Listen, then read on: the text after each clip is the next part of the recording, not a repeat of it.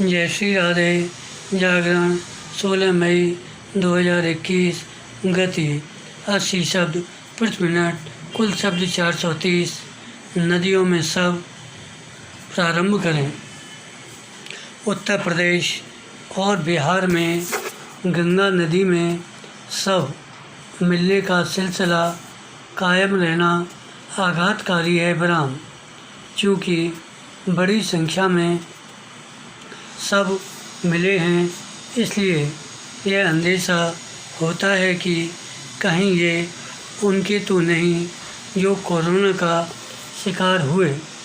यह एक तथ्य है कि कोरोना की दूसरी लहर गांवों तक पहुंच गई है और कुछ इलाकों में कहर भी ढा रही है। लेकिन यदि यह मान भी लिया जाए कि गंगा में मिले सब कोरोना का शिकार हुए लोगों के हैं, तब भी यह समझना कठिन है कि आखिर उन्हें नदी में बहाने की क्या ज़रूरत थी। क्या सब इसलिए बहाए गए क्योंकि उनका विधिवत दाह संस्कार करना मुश्किल था, या फिर गांवों के गरीब लोग अपने स्वजनों के अंतिम संस्कार का खर्च वहन नहीं कर सकते थे।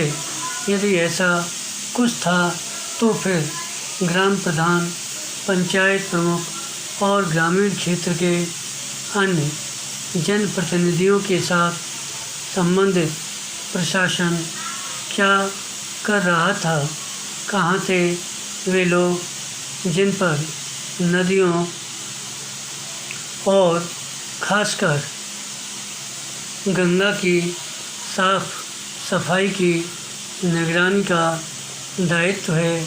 आखिर नदियों को पूज्य मानने वाले ग्रामीणों के मन में यह क्यों नहीं कौंधा कि वे इस तरह शव बहाकर घोर अनर्थ कर रहे हैं और इससे उनकी और उनके क्षेत्र के साथ देश की भी बदनामी होगी बराम।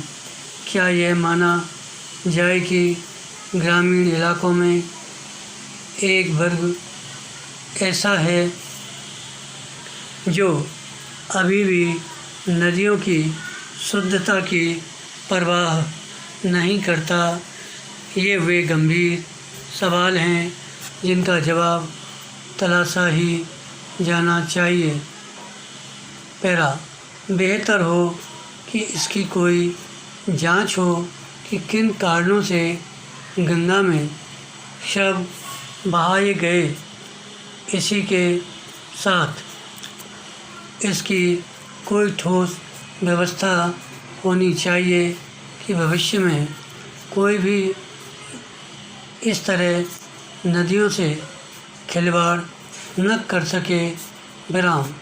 यह ठीक है, कुछ ग्रामीण इलाकों में शवों को नदियों में बहाने या फिर उनके तटों पर दफनाने की परंपरा है, लेकिन कम से कम अब तो सबको समझ आ जाना चाहिए कि यह एक खराब और बेहद हानिकारक परंपरा है बराम। इसे हर हाल में रोका जाना चाहिए बराम। एक ऐसे समय और भी जब नदियों को दूषित होने से बचाने के लिए व्यापक अभियान चलाए जा रहे हैं विराम। परंपराओं या फिर मजबूरी के नाम पर नदियों को दूषित नहीं होने दिया जा सकता विराम। बेहतर हो कि जिस तरह उत्तर प्रदेश और बिहार की सरकारें चेतीं, उसी तरह अन्य राज्य सरकारें भी चेतें, क्योंकि इसकी आशंका है कि इस तरह का काम अन्य जगह भी हो सकता है। राज्यों को यह समझना होगा कि महामारी से लड़ने के साथ ही इसकी भी चिंता करनी है कि उसकी चपेट में आए लोगों के अंतिम संस्कार कोविड प्रोटोकॉल के तहत ही हों। धन्यवाद।